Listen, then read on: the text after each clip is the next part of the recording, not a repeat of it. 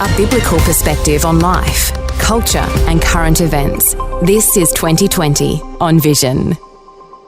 Great conversation coming over this next hour.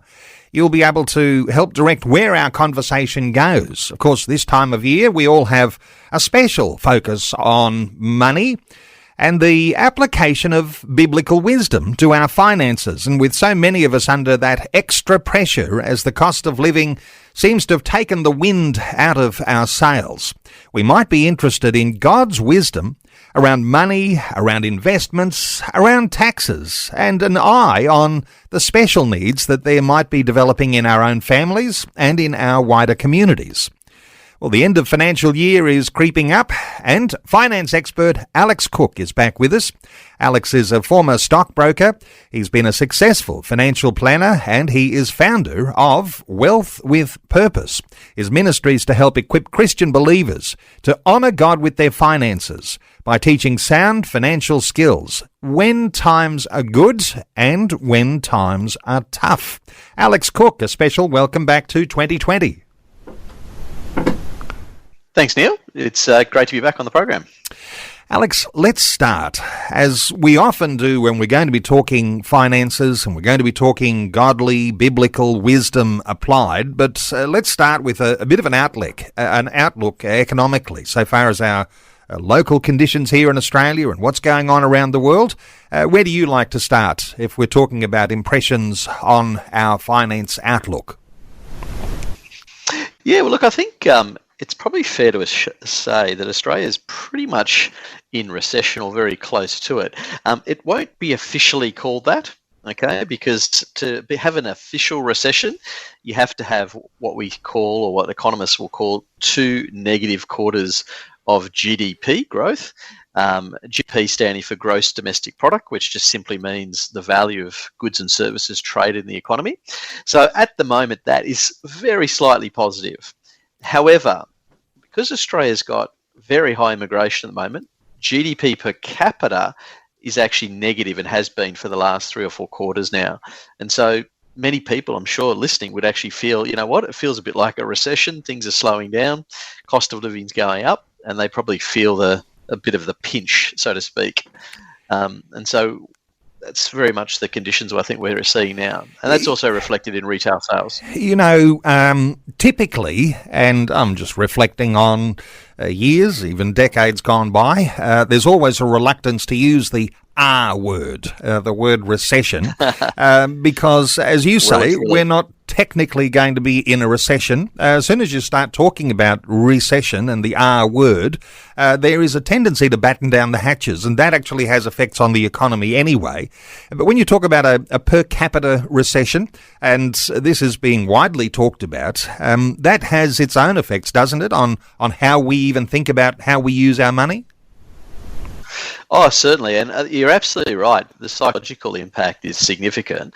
And that's why politicians and central bankers always typically, talk it up. Now, obviously, there's a vested interest in terms of, being re-elected. But their general view is, of course, that you want to project confidence because you don't want to make it a self-fulfilling prophecy by talking the economy down. You don't want people feeling nervous, and so that's why you'll always see a positive skew. But it's the same from many economists within the financial institutions. Rarely will you see them make 2 negative messages, because obviously they've got a vested interest in seeing strong sales of their products, and likewise with real estate agents, it's always a good time to buy. So it's the same sort of logic and psychology in human nature that we see with these kind of things. But you're right, it does have a big psychological effect. But I think depending on where you fit into the age scale is how you're experiencing what's going on. So I describe it as a bit of a generational war that's going on at the moment. Young people, so if you look at the figures, young people have cut back on their spending considerably since COVID, whereas older people are increasing their spending. And it makes a lot of sense because generally speaking, older people obviously in most cases own their own, whereas the younger generations are often renting or have mortgages, and of course interest rates have spiked considerably over the last 18 months. So that's affecting younger generations more so. Let's just stop and pause to reflect here for a moment, because I'm interested in where your heartbeat might be on this, because, as you say, young people cutting back their spending. And from articles I've been reading just on recent days, it seems to be there's something of a loss of hope in young people because they don't see their way forward to actually owning a home. It's tougher than perhaps it's been for a long, long time. But what are your thoughts about the loss of hope? And, sometimes we always like to bring this down. It boils down into some sort of a mental health issue. And we want to be strong in the way we have an optimistic outlook for the future. But young people, with losing that hope of owning a home, and that might be something pretty uniquely Australian too. But what are your thoughts here about the effects on young people? Have you thought this through? Yes, and look, I have huge concerns for the future in this regard because we're witnessing, I think, the destruction of the middle class through a lot of the policies that are going on. It's not just Australia, by the way, it's Canada, America, they're all largely in the same boat, whereby home ownership is now very elusive, particularly for younger generations. And if you are lucky enough to get in, then you probably have a huge mortgage. It was interesting. I was at a fundraising dinner 2 weeks ago in Sydney, and it was Christopher Minns was the Premier of New South Wales was the guest, and they were asking me a lot of questions about the current housing crisis, but they were referring to Sydney as the grandchildless city. And what they mean by that is the young families of 30 to 40 years of age are up and leaving Sydney and moving away and moving to other cities for the very fact that things are very, very unaffordable. The problem is I actually believe it could be easily solved by switching off demand. At the moment, we have enormous immigration, about 600,000, which is 3 times our normal average. Plus, we allow foreign ownership. There are lots of things we could do to cut off demand, which would then allow house prices to settle down and the demand to drop off. But of course, the reality is, I think there's a lot of what I'd call backroom conversations going on between Treasury and the politicians, and they'd be saying, look, if you allow this to crash and housing to fall, that would have a very dramatic effect on stamp duty revenues, and it would have very dramatic effect on the broader economy and potentially the banking sector. So I think there's a real tension that the politicians have. They want to say, let's have affordable housing.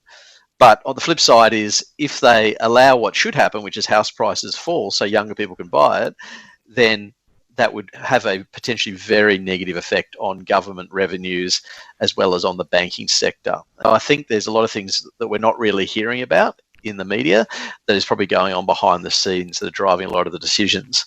But I think it could easily be fixed through cutting off demand. It seems to me that politicians are always guarded, and it turns into an us and them way of talking about the immigration rate. But it seems to be that people behind the scenes, bureaucrats, are calling the tune here when it comes to these huge numbers of people who are migrating to Australia because of, and perhaps there's demographic issues in play here too, because of our low childbirth rate. There's a big increase in the number of migrants that are welcomed into Australia, but that's having a major effect on everyone, and as you're indicating, especially young people. And as we're in a higher interest rate environment, that's got its extra challenges as well, hasn't it? Absolutely. And look, I'm generally speaking pro-immigrant. I think if you look at it over time, it just adds value to the economy, brings in skilled labour and a whole range of benefits to our society. And I'm happy to say I married an immigrant. Yeah. But the reality is, it's just simply too much. The problem is, I think it's not just the propping up of the economy, because to me, Australia is a bit of a population Ponzi scheme, right? That's what politicians are doing. Alex, we've been talking about some of the issues around the word recession and the thought of a per capita recession, which is not the official type of recession. But we were talking through some issues around the international impacts on our Australian economy. What do you identify as the biggest things that are shaping who we are here in Australia economically? Yeah, look, it's a great question. I mean, obviously, the big one that affects Australia directly is China. And China is obviously had a massive property bubble, which has been deflating. They've also got a inverted population whereby, you've got older generations and as I say, it's like an inverted pyramid, and they've got younger generations that can't support the older ones. So they've got big growth problems ahead. I think someone once said, China will get old before it gets rich, right? So in saying that, they're still amazingly productive in how they operate. That has a huge effect on Australia, though, because of the demand for iron ore. And if you look at the budget that we've just had, it was very strong because of high commodity prices. But the future forecasts are much lower commodity prices. And that's presumably, some of it to do with the fact that China itself is slowing down. And of course, the big issue for Australia is that if China were to invade Taiwan, and let's hope they don't, but there's been a lot of action over there in the last couple of weeks with them surrounding the Taiwanese island, particularly after their recent election, where there was just a new prime minister announced in Taiwan 2 weeks ago. And so if that were to occur and America was to do what they've said, which is they would defend Taiwan, then Australia risks then being at war with its own number one trading partner. So that would be a horrific outcome for Australia. But that's just one issue. The one that's actually concerning me more at a global level is actually what's going on in Ukraine. Now, I realise that Ukraine is it's almost back page news these days because, it's been going on for so long. And so a lot of people have tuned out to it. But the problem is it's actually heating up. Ukraine has been losing very badly. Russia's been advancing. And we've now got a situation where a lot of the European countries are starting to send in troops, what they say, for training purposes to help train the Ukrainians. Not sure who exactly they're training, though, given the massive loss of life that's going on. But the bigger issue is that many European countries have announced conscription. So, for example, Poland have announced conscription. Many listeners will be following the UK. The UK have their elections on at the moment, and the current Prime Minister is campaigning on launching military service for young people when they finish school. Now, all of these things are going on in Europe, and it's not just, as I say, Poland. There's a few other countries, Sweden, I think, is in the same, all announcing either military service or some form of conscription. That is not a healthy sign going forward. And then if you look at it in the economic backdrop, what's happening is central banks around the world are buying gold at record rates, China especially. In fact, what China's been doing, it's a net seller of US government bonds. So it's been the second largest holder of US bonds for a very long time, and it's been selling them progressively for the last 12 months and at an accelerating pace. And naturally, you don't fund your enemy. And so that's once again, if you put all the pieces of the puzzle together, the drums of war are beating. And I hate saying it because I'm no geopolitical expert, but it does concern me that seems to be the direction that our Western political leaders are taking us in. Well, this is the powerful thought, isn't it? That if there is world war, then that's catastrophic for those nations that are involved, and Australia risks being drawn into a global conflict. But this, for us as a trading nation, brings our economic future into focus. I want to ask you, let's get into some, thought here, a spiritual thought, because is the Christian outlook on our finances short-term reactionary, because there is the risk of all of this economic catastrophe if there is world war, or ought we have, your thoughts here, Alex Cook, a longer-term optimistic outlook on how we are able to survive through whatever might come? Any thoughts here from you? Absolutely. Look, I think there's a lot of great things that we can glean from Scripture. The first comment I would make is that Christians should hold money loosely. When you think about money, money is ultimately a tool that God has put into our hands, and it's a resource that we can use to obviously bless our families, but it's also to bless those around us, build our communities, and to fund the Great Commission. None of that stops just because tough times come. We've still got that same obligation to use whatever God's put in our hands to advance his kingdom. So to me, irrespective of the negative things going on around the world, we should still have that very much as positive. Matthew 6:33, I like to say, seek first his kingdom. That should be how we think about our money. But because it's God's money, we should also hold it both loosely in the sense, it's not really ours. We've just got to be responsible stewards with it. And God does not promise us prosperity. A lot of people, I think, because we live in the Western world where we are so used to prosperity, we kind of think it's the norm and that's what life should be like. But that's not what's promised to us in Scripture at all. There will be seasons when times are tough, and there'll be seasons when there are time of plenty. In fact, Paul himself said you've got to learn to be content in either of those situations. And so from a spiritual point of view, I think there's a number of things that we need to be doing. One is making sure we align our finances with God's word. So an example of that being is to significantly reduce your debt. Now, Australia is a massively indebted country, second worst in the world. We need to be aligning our finances with debt and taking what God's word says seriously, which is a warning that it can lead to slavery. So that's just one example. We need to make sure we prepare our hearts and have our focus on things that are of eternal value, because we don't know what tomorrow will bring. And we need to therefore think to ourselves, what am I going to do with in whatever short time I have? Because life is short anyway. What am I going to do with that time? And what am I going to do with the resources that God has put in my hands? What am I going to sow into that has eternal, lasting value? That's how we should be thinking about it, and accepting what happens along the way. And we trust God that he will provide and meet our needs, because to me, the Bible is clear that he'll help us through whatever comes our way.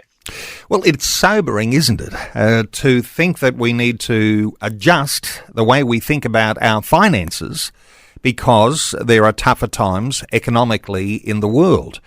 Let me just get you more in the spiritual space here, because we're talking about godly, divine wisdom, biblical wisdom around money, because if we're not worried about our money, then we must be having some level of faith that God is able to cause us to have enough or to prosper, even if times change and become tougher.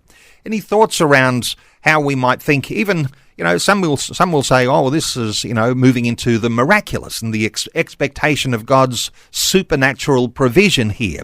How does that fit in, do you think, in the way that we might be thinking about not worrying about our finances? Absolutely. Well, Neil, I love to joke that there's no recession in heaven. The thing about God is he's a God of abundance. Now, one of the things I love is 2 Corinthians, right? If you read 2 Corinthians, chapters 8 and 9, they're 2 chapters I always recommend people read. But let me just quote one of them from you. This is 2 Corinthians chapter 9, verse 8, right? It says, "And God is able to bless you abundantly, so that in all things, at all times, having all that you need, you'll abound in every good work." So what that says to me is a few things. Firstly, the God that we serve is the God of more than enough. There's not, as I say, there's no lack in heaven. There's no recession in heaven. God is a God of abundance, and he has unlimited resources, and he can intervene supernaturally in our situations. And I have the privilege, because of I lead a stewardship ministry, I have the privilege of hearing these kind of stories all the time. But the other thing is, it says that in all things at all times. Now, all times doesn't mean some of the time. It means all the time God can step in and provide. Now, it says here that we'll have all that we need, not all that we want, but all that we'll need. And that because of that, we can then abound in every good work. So the life of a Christian should be a life of good works. Obviously, we don't get saved by our works, but they should be a life of good works, irrespective of the circumstances going on around us. And, whether we have a little or a lot during that period, we can sow and do good with what we have. So to me, we just have to have this correct biblical mindset, a true understanding of God's character and an understanding of God's power. Because a lot of people underestimate these things. We kind of hope a bit, but it's only when we get tested that we see where our faith really stands. And, let's face it, this could be for many of us, and I'm sure. There's a sense, isn't there, Alex, that, money can be like an idol, and we could be so focused on money we're not focused on God. And I think that's where Jesus and his teaching around the sorts of important principles about money put it in its right context, that it's not a replacement for God. So somehow or other getting an idea of how God looks after our finances as we have our faith in him, that's an important place for us to start.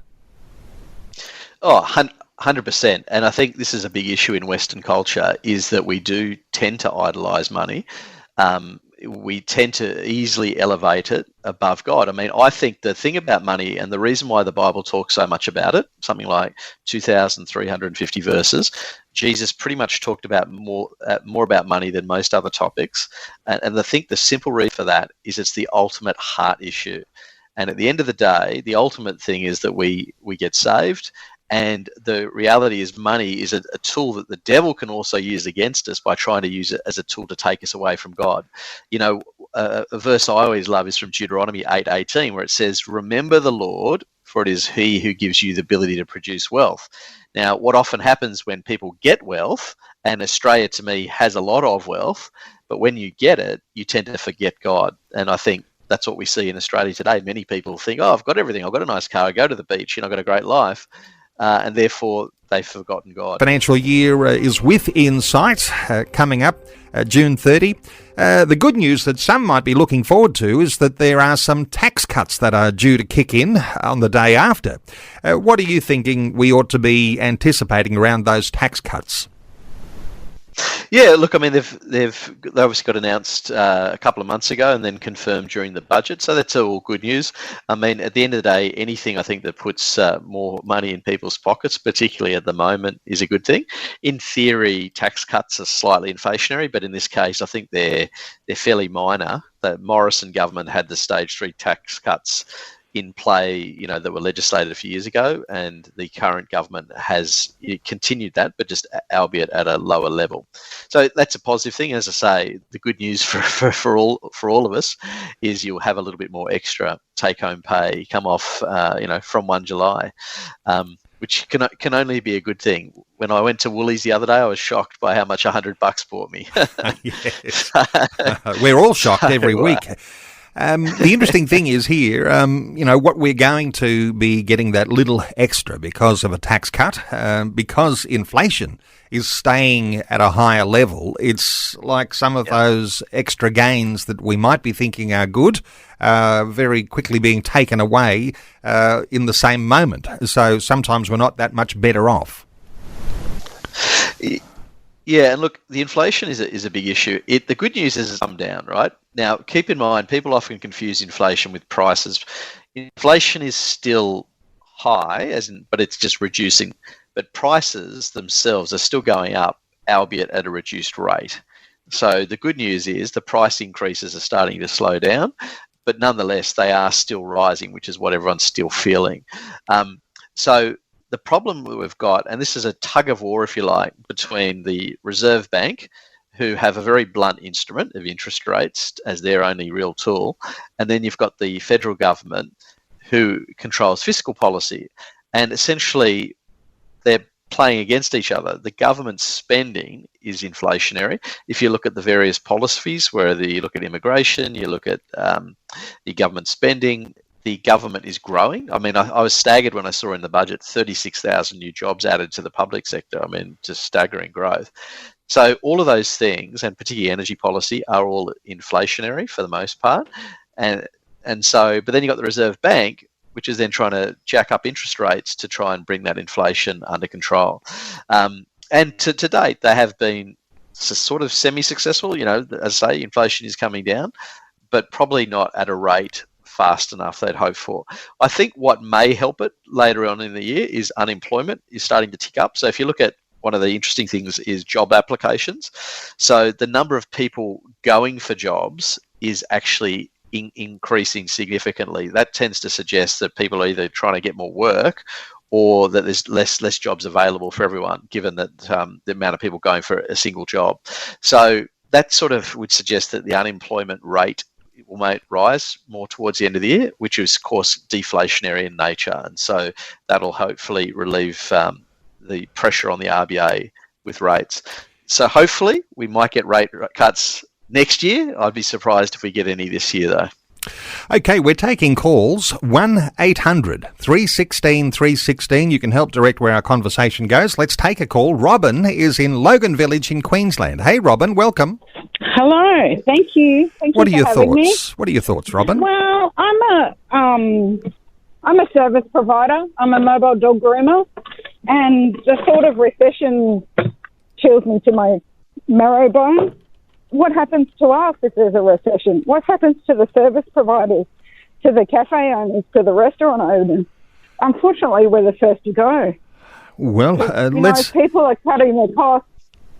Let's get a thought or Service two. provider. Yeah, that'd be great. You know, Robin, a mobile dog groomer, and what happens to people like Robin and people like cafe owners when we're in this per capita recession and there are challenging times? Alex, your thoughts here for Robin? Look, it's great, and I think Robin has sort of hit the nail on the head in the sense that service providers, or what I would call anything that's sort of a fairly discretionary nature, those things are often as the first thing to go, as Robin rightly pointed out. And we're already seeing that with cafe sales and things like that. Those things are declining. You know, people are going to the cafe still, so that you're getting the same foot traffic through, but people are spending less. So that's one of the trends that's already starting to happen in the economy. So what should someone do, though, who's in that position, who is a service provider? There's a couple of things that I would say. The first thing is, and I always say to people you should do this anyway, and that is trying to build, if you've got surplus at the moment, try and build up reserves so you're creating a buffer for yourself if things slow down more than you expected. Because often in tough times, people will go broke around you, but if you've got good reserves and you can ride it out, then that helps you because your competition is falling by the wayside, so to speak. So that's one thing. The second thing is to consider alternative income streams. So if you think about any service that an organisation's providing, whether it's a cafe or dog grooming, what other income streams can you develop? Now, I'll give you an example of what we did. When COVID hit, I was unsure on how that would impact our financial planning business. And so I thought, given I had an extra skill in mortgage broking, I thought, why don't we open a mortgage broking arm during this period just as an extra source of revenue? So that was merely driven by the fact that I wasn't sure how things were going to play out. You know, they shut everything down. It was very uncertain. And so with the recession, it's the same sort of thing, is what alternative income streams can you consider within your existing business? And then the final thing is, if you are very concerned and you see things slowing down, is do you need to consider, obviously, alternatives, like whether it's another business or alternative employment, things like that. Because obviously, at the end of the day, we've all got to, look after our families and provide for our needs and get ahead. So there's a couple of initial thoughts to go through this time, but also see it as an opportunity. Don't just see it as a negative. Where can I grow here? What can I do? What can I invest in? Don't have a withdrawal mentality. That's dangerous. But what can I change and do differently? Let's just stay with Robin here for a moment, because Robin, if I'm going to ask you, if you can do your own little self-assessment on who your clients are. I'm just, I don't have a dog, so I'm not using a mobile dog groomer, but you might be able to think, well, who has a dog that they're taking to a dog groomer or inviting you around to do the washing and the grooming? Are those people who are in a higher economic, socioeconomic group, or are they the ones who are likely to be suffering? How do you think your clients look so far as your business goes? Yeah, not necessarily higher. I'm in Logan, so not necessarily a higher wage income bracket. I do have a lot of seniors in my clientele. Maybe I should start offering dog walking, pooper scooping. Everybody hates that job. I actually got a job offer the other day at the local shopping centre to sell shoes, so I might take that up one day a week. That could be interesting, because I love talking to people and getting paid for it. How good would that be? Yeah, wonderful. Just as a side hustle, thinking It's forward. like Neil. I get paid to talk to people. Oh, right? Yeah. How good would that be? That's great. And tell them about Jesus. How good would that be? That's right, and that's in the mix here as well. Hey, any final thoughts at all from Alex for Robin? Because, Robin's already thinking about how she assesses her business and who her clients are and what the likely outcomes are happening there. And I guess you've got to be able to think carefully about what sort of investments you make if things are tightening around your business. Any final thoughts for Robin?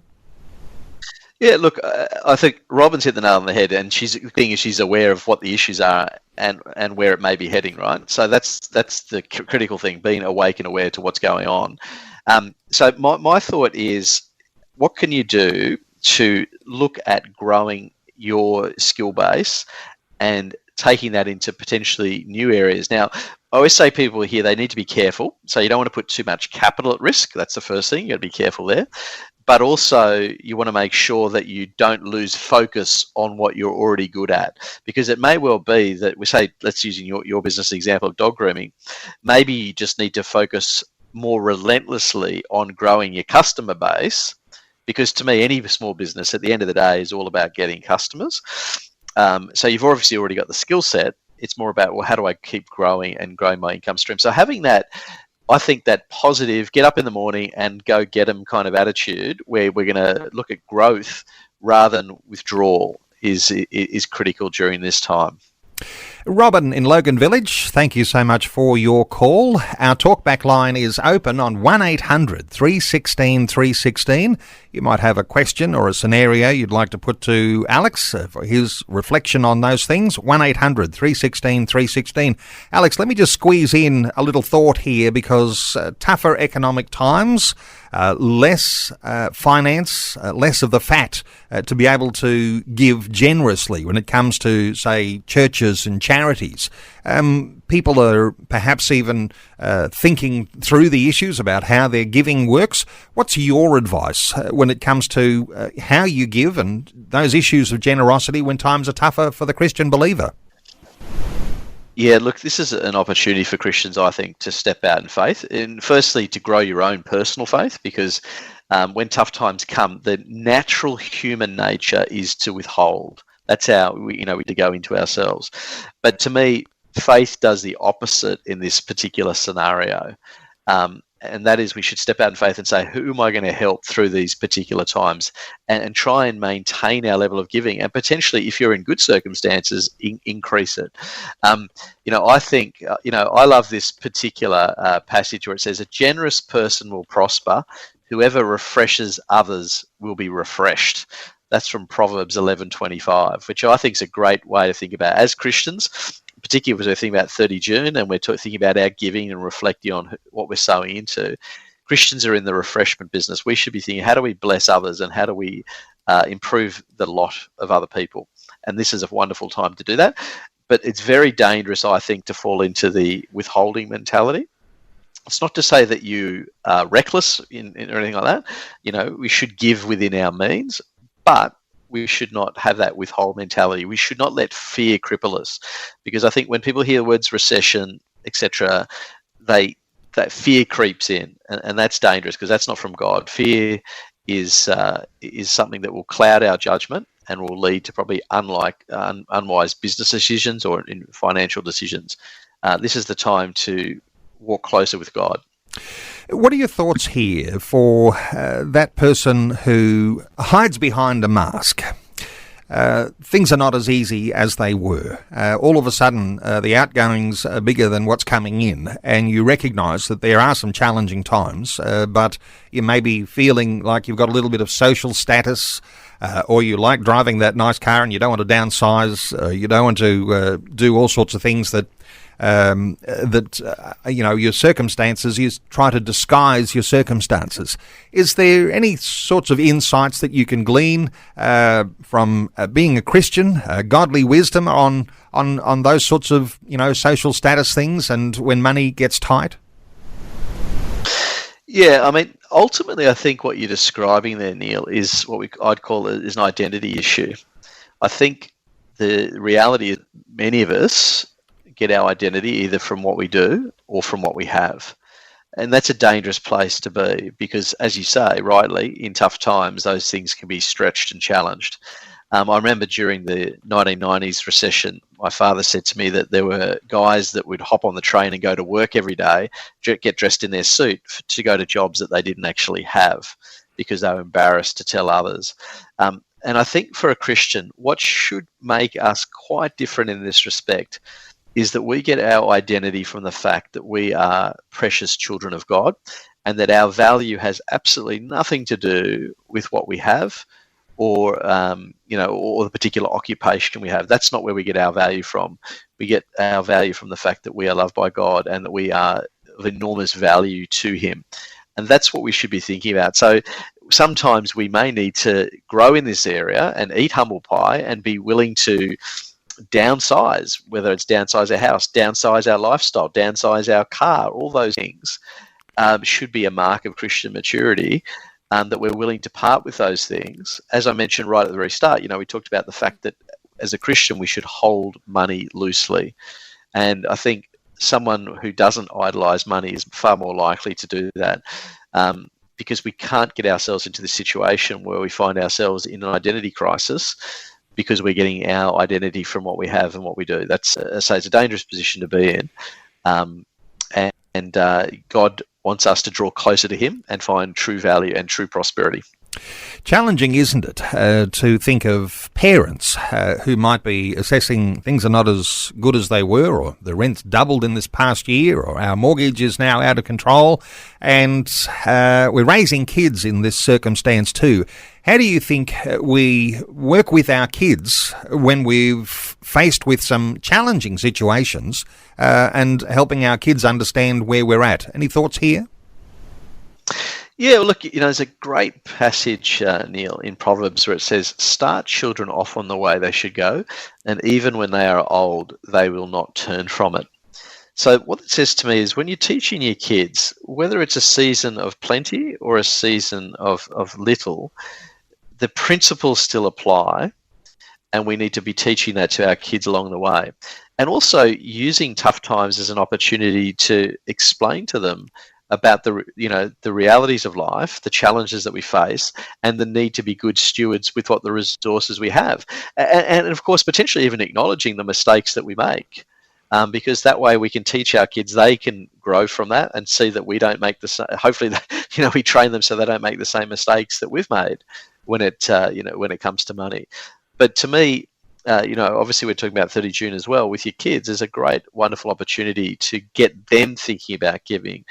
I think as Christians, we need to have this outward focus in the way we think about our money and how we think about others. It's very easy in a prosperous nation to become very insular and think about what money does for me rather than about what money does for others. As I say, money is the ultimate tool and should be the ultimate tool in the hands of a Christian. And that's what we want to train our kids. Let's touch on some of those things coming end of financial year. 30 June's not far away. Is there something we should be doing in the lead up to the end of the financial year and a review of how our finances work, things like superannuation, through our work?